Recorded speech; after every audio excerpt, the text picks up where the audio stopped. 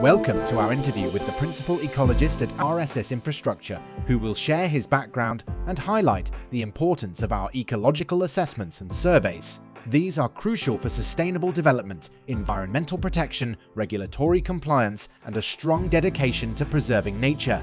I'm Alex Blundell. I'm the Principal Ecologist at RSS Infrastructure. Can you tell us about your journey to joining the RSS Infrastructure team? So my journey to joining the RSS Infrastructure team has been about a 9-year journey. I was running pubs for a large chain, and they offered me my own pub, and I decided that was the time to make the jump to what I've always wanted to do, which was something to do with wildlife, conservation. What led you to choose a career in ecology? So I went to Arboriculture in Gloucester to study animal behaviour and welfare, and then following that I did a master's in ecology, and that was at Gloucestershire University.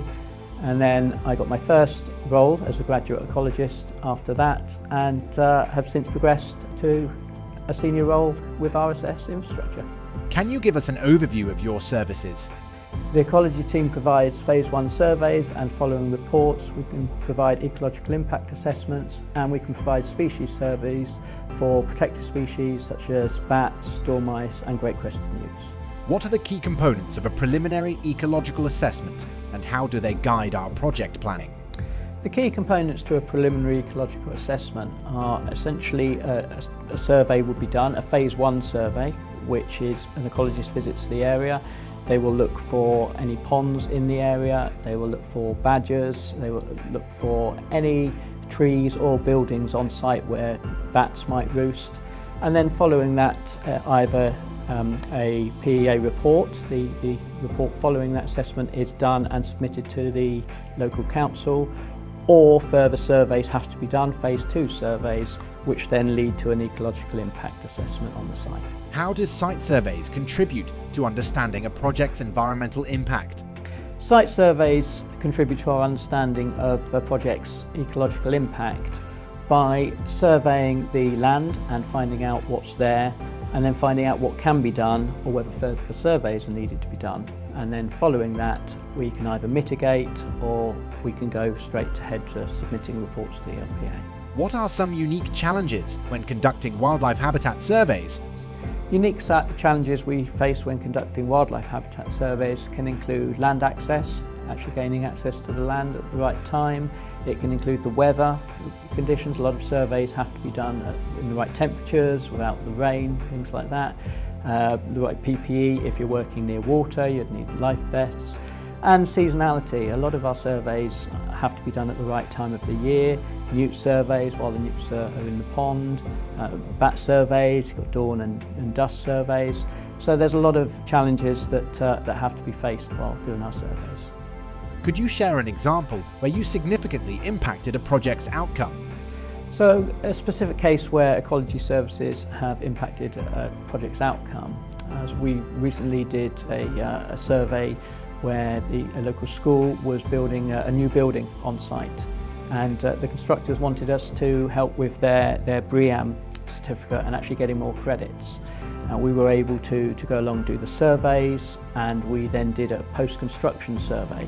And in doing so, and with constant support for the construction team, we were able to get them actually more credits than they actually thought they would do, so they were very pleased with that. So that's an example where our ecology services have impacted the outcome. How do biodiversity net gain surveys align with our sustainability goals, and what are their long-term benefits?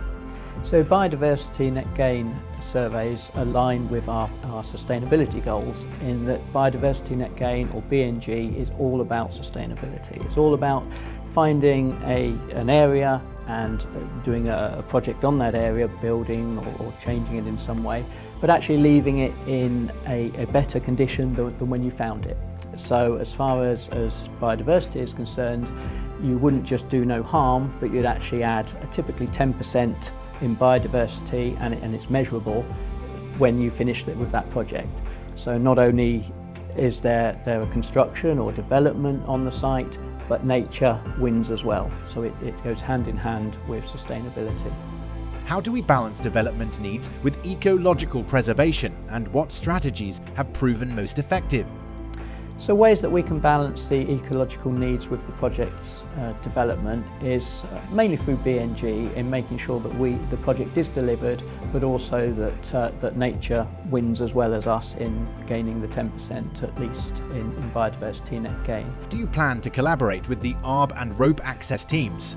There's lots of plans to collaborate with the Arb and Errata team for the future, and in fact we're already doing so. We've got a project that we're looking at trees for bats and their potential to house bats along a railway track, and following our PRAs, our roost assessments of those trees, the Errata team are climbing with our supervision, with our ecal, and we're then surveying them for bats down the line. So we're already collaborating as a team under managed environments. Looking ahead, how do you see the role of ecology services evolving? Looking ahead, I see the role of ecology services evolving, mainly with technology. This use of technology is growing all the time in ecology. The latest guidelines or bat surveys has recommended infrared cameras to be used. You've got drones being used for surveys and AI helping to analyse data. Contact Ecology Services for expert guidance on your next project. Let's collaborate to achieve sustainability and success. Get in touch today to discuss how we can help.